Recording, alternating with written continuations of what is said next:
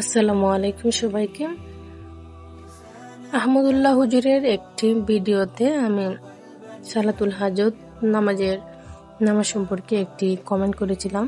তো আপনারা সবাই এই নামাজ সম্পর্কে অনেকে জানতে চেয়েছেন। অনেকগুলো কমেন্ট জমা হচ্ছে, আমি ভাবলাম ছোট্ট একটা ভিডিওতে নামাজ সম্পর্কে বিস্তারিত আপনাদেরকে জানাবো।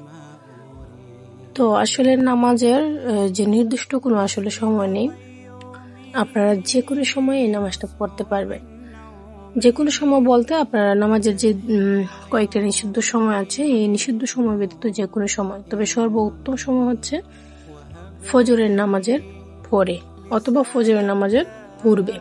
এই নামাজটা আপনারা মনে যে আশা নিয়ে আপনারা নামাজটা পড়তে চাইতেছেন, এই নিয়ত নিয়ে আপনারা নামাজটা পড়বেন। আর নামাজের তেমন নিয়তটাও নেই। নিয়তটা আপনারা আপনাদের মতো বাংলায় অথবা আরবি আসলে কোনো নিয়ত নেই। আপনারা নিজেদের মনের মতো করে আপনারা নিয়ত করে নেবেন। নিয়ত করে হাত বেঁধে আপনারা অন্যান্য নামাজের যে 2 রাকাত নামাজ যেভাবে পড়তে হয়, আপনারা সেভাবে 2 রাকাত নামাজ পড়বেন। নামাজ পড়ার পরে নামাজ পড়ার সময় অবশ্যই খেয়াল রাখতে হবে এবং মনের মধ্যে আশা রাখতে হবে যে আল্লাহ আমার দোয়া কবুল করবেন। আল্লাহর উপর সর্বোচ্চ বিশ্বাস এবং আস্থা রেখে আপনারা নামাজটা পড়বেন।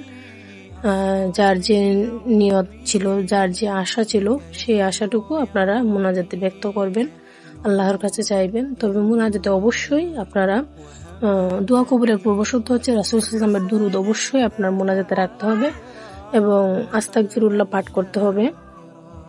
আর মা বাবার জন্য দোয়া রাখতে হবে। এই 3টি হচ্ছে আসলে দোয়া কবুলের পূর্ব শর্ত।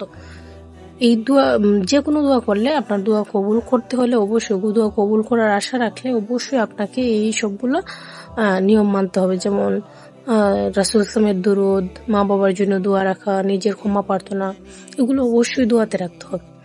আর আল্লাহর কাছে অবশ্যই বিশ্বাস রাখতে হবে যে আল্লাহ আমার মনের আশা পূরণ করবেন, আল্লাহ আমার কথা শুনবেন। এটাই হচ্ছে মূল ভাইটাল পয়েন্ট।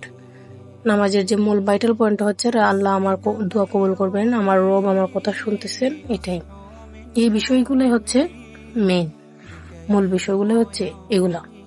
তো আল্লাহ সবার মনের আশা পূরণ করুক। অনেক অনেক দোয়া সবার।